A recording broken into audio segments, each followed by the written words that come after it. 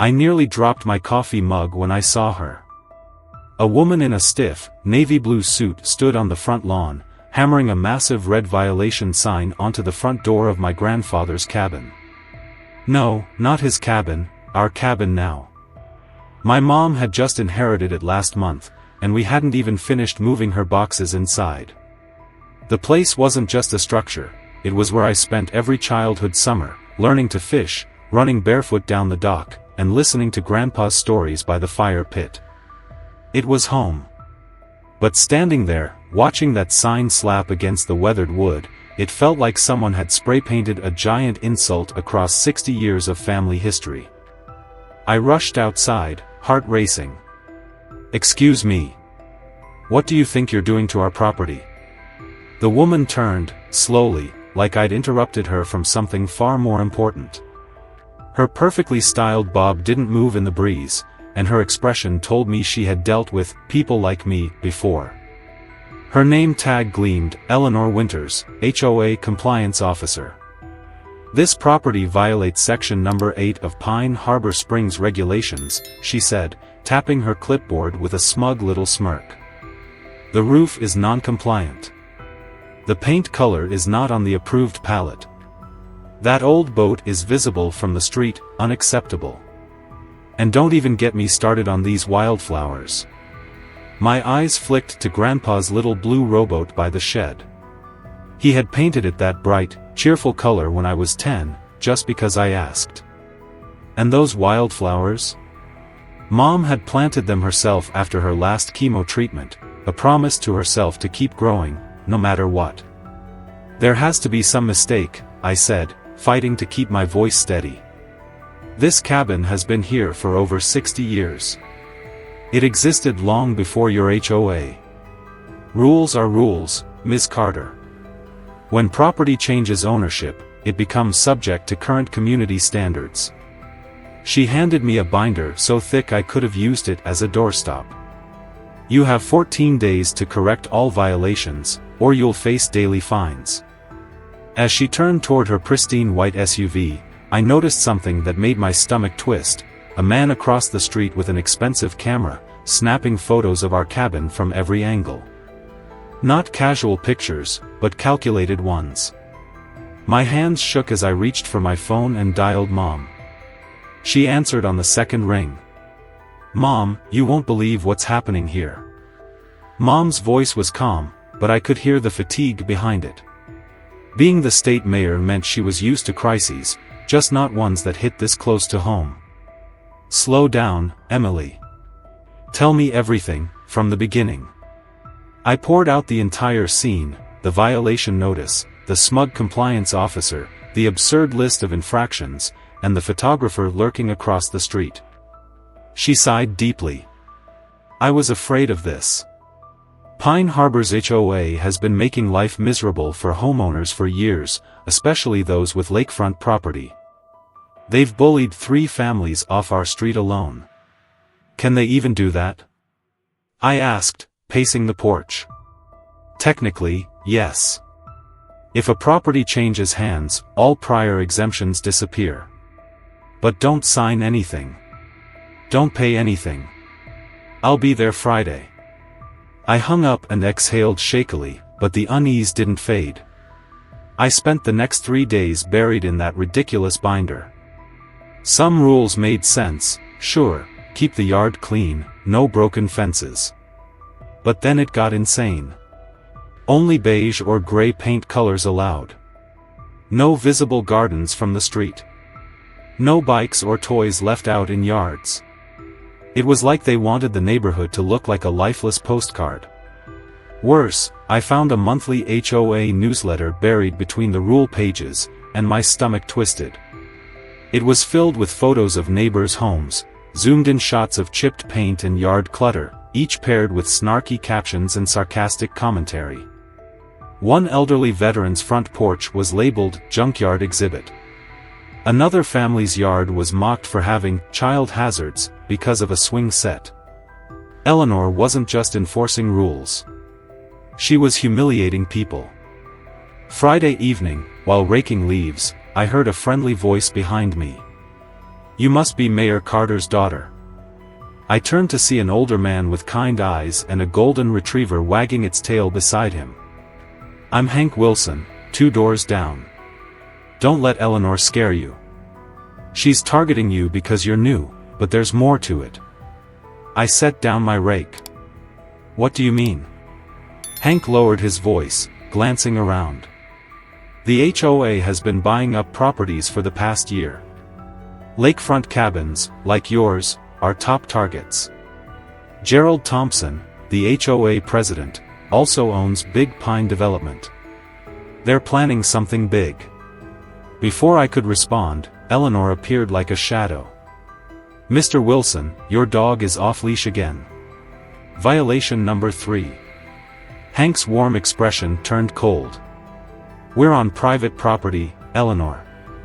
Sidewalk's not private property, she snapped, then turned to me.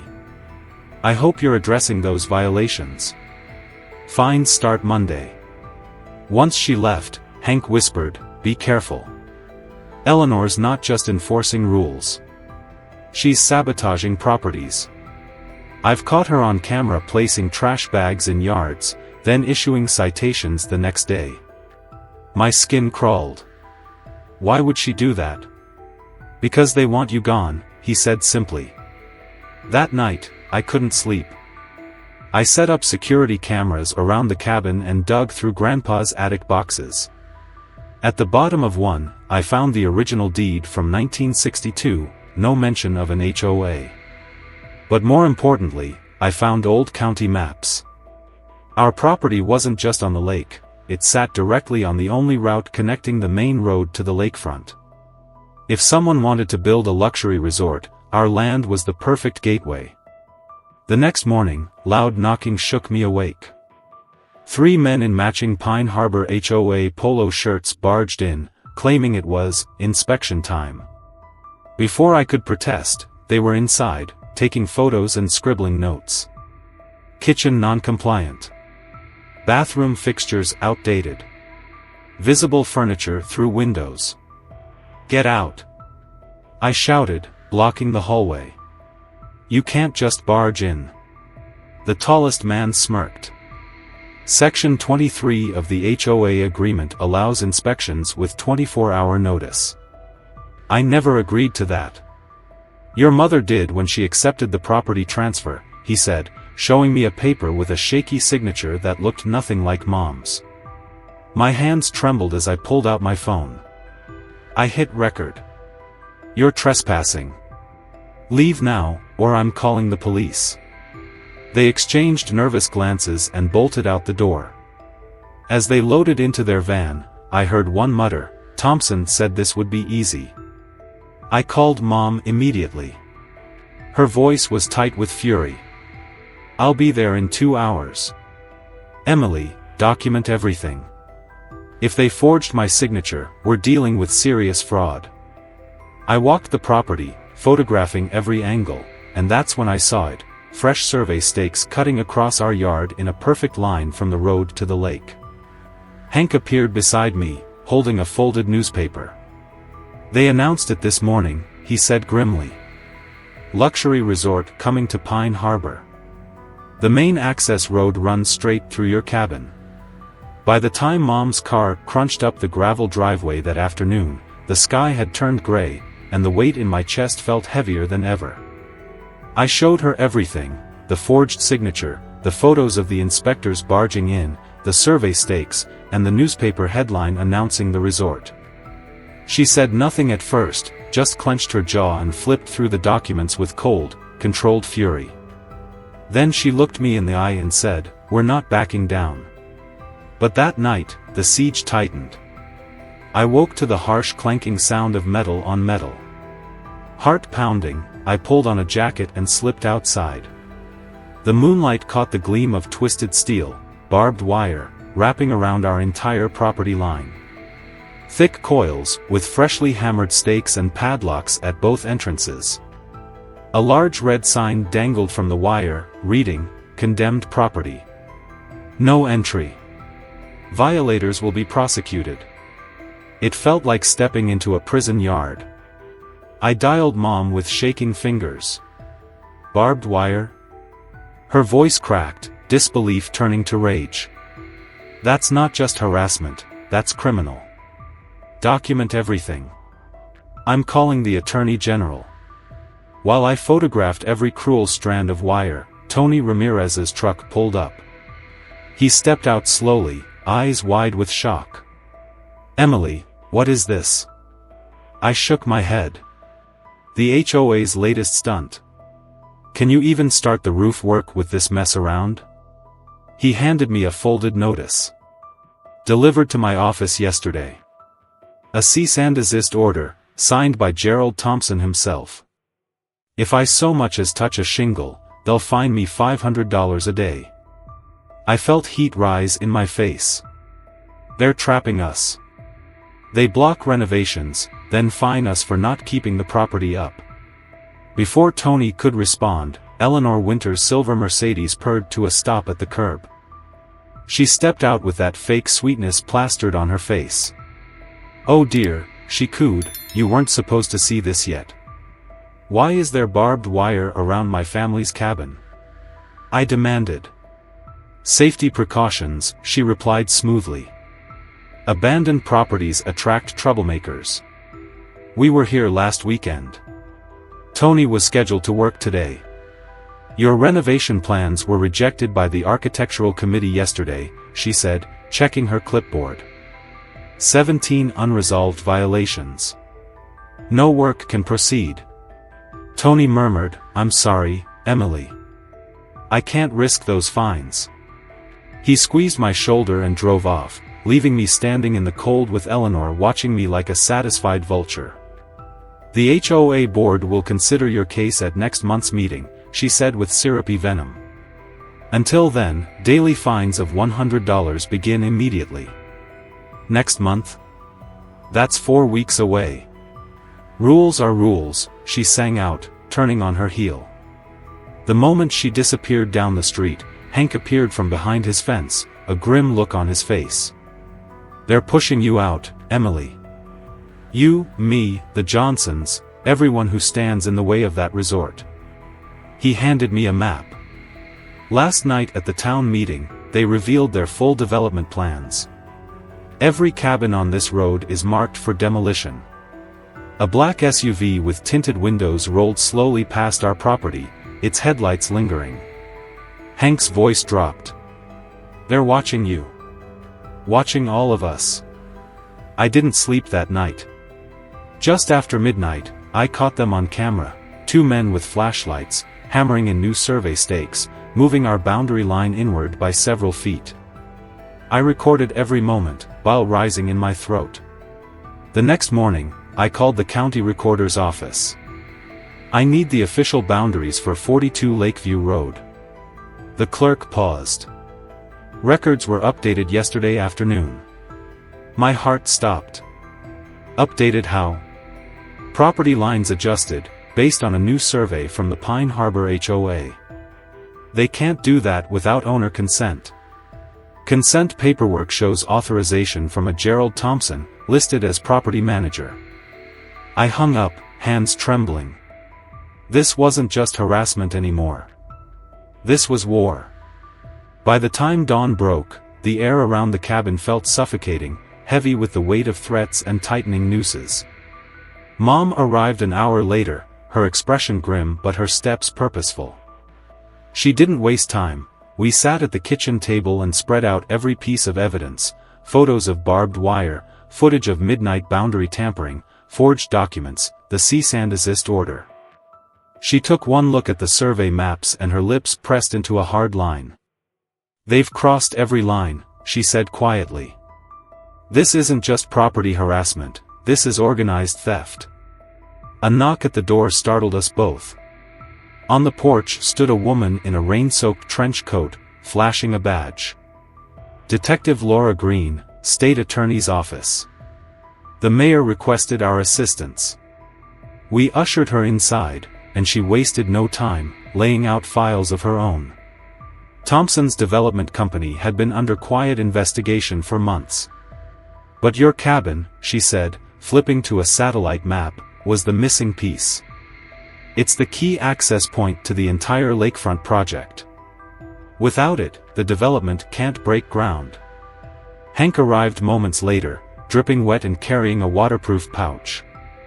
"I hope you're both sitting down," he said, spreading hand-drawn maps on the table. "I've been tracking every HOA seizure. They're not random. Each property lines up perfectly with Thompson's proposed roads and utility lines. Eleanor Winters has been their enforcer, planting fake violations, fining families into foreclosure." Detective Green snapped photos of Hank's maps and nodded. "We're building a case. But we'll need statements from every homeowner affected." Before we could respond, glass shattered behind us. A rock crashed through the kitchen window, spraying shards across the table. Mom grabbed my arm and pulled me back. Detective Green drew her weapon, cautiously approaching the window frame. Hank picked up the rock with a handkerchief. A note was rubber-banded around it. "Back off or next time, we won't miss." Mom's hands trembled slightly as she swept broken glass into a pile, her face a mask of controlled fury. "Threatening a state official is a felony," she muttered. Detective Green made the call for backup. I pulled up the security camera app on my laptop. The rain distorted visibility, but we caught a figure in a hooded raincoat hurling the rock. As the car pulled up to collect them, the camera caught a brief flash of her face. Eleanor Winters. Detective Green's eyes narrowed. "She's spiraling. That's desperation. And desperation can be dangerous." Hours later, just after sunset, flashing lights lit up the street. The fire chief's truck roared up the drive, sirens piercing the heavy night air. I raced outside barefoot, heart in my throat. The cabin's back wall was in flames. Firefighters were already working to contain the blaze, hoses spraying torrents of water that hissed against the fire's hungry crackles. Chief Alan Morris met us on the driveway. "Deliberate," he said, his voice heavy.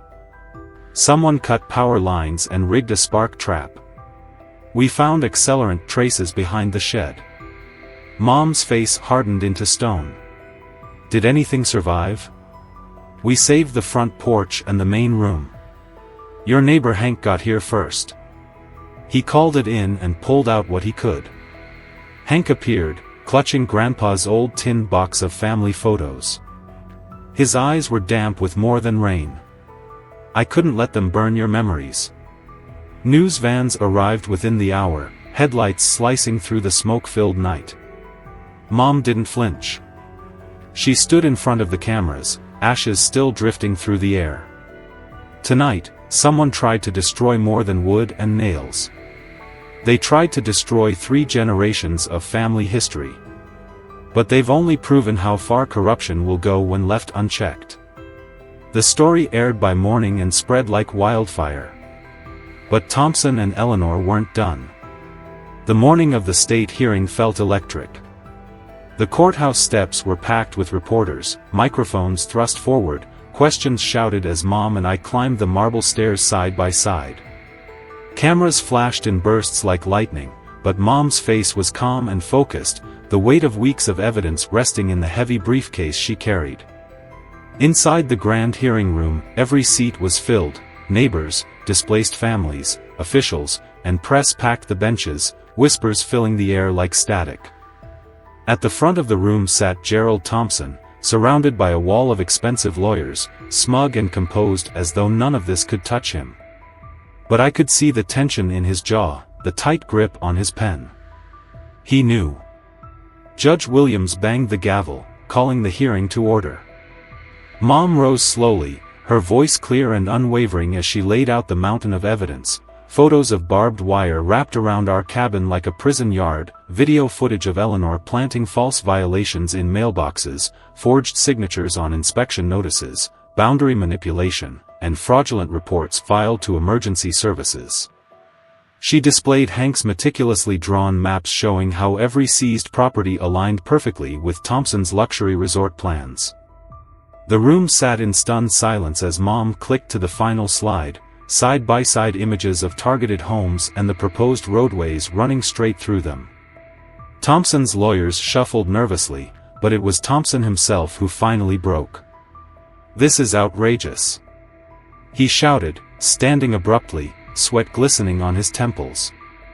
"The mayor is abusing her power." Then, to everyone's shock, Eleanor Winters stood from the second row, her face pale and trembling. "I can't lie anymore," she whispered, walking to the front of the room with shaking hands clutching a silver flash drive. "These recordings will show everything. Gerald Thompson ordered us to target specific properties, threaten homeowners, and manipulate fines to push them out. He said he'd wipe my husband's debt if I cooperated." Her voice cracked. "I did terrible things." The courtroom exploded with murmurs. Judge Williams silenced the room, ordered the recordings to be played, and Thompson's own voice filled the chamber. "Seize the blue cabin next. Once we control that road, we own the lakefront. The old families don't matter." Security hauled Thompson out as he shouted threats, warning that this conspiracy went higher than anyone imagined. But the damage was done. In the following weeks, Thompson's assets were frozen. His shell companies unraveled, revealing a hidden partner, Senator Richard Vance, arrested on live television for corruption and racketeering. The Pine Harbor HOA was officially dissolved, and the state passed the Pine Harbor Protection Act, shielding homeowners from predatory HOA abuse. Our cabin, though scarred by fire, was rebuilt with the help of neighbors who had once been strangers but now stood shoulder to shoulder like family. We planted new wildflowers where the barbed wire had once torn the earth, and the lake sparkled with life again. At our cabin warming party, laughter and clinking glasses replaced fear and silence. Hank announced the formation of a new neighborhood support association. No fines, no seizures, just neighbors helping neighbors. Even Eleanor, now stripped of power but quietly repentant, arrived with coffee and baked goods, determined to make amends. As twilight settled over the lake, Mom and I sat on Grandpa's restored bench, watching dragonflies skim the water's surface. The cabin had survived. But more than that, it had become a symbol of standing up when it counts and reminding a community of what it truly meant to look out for one another. Have you ever felt powerless against HOA, or Karen, rules? Share your experiences below. Let's see who had it worse.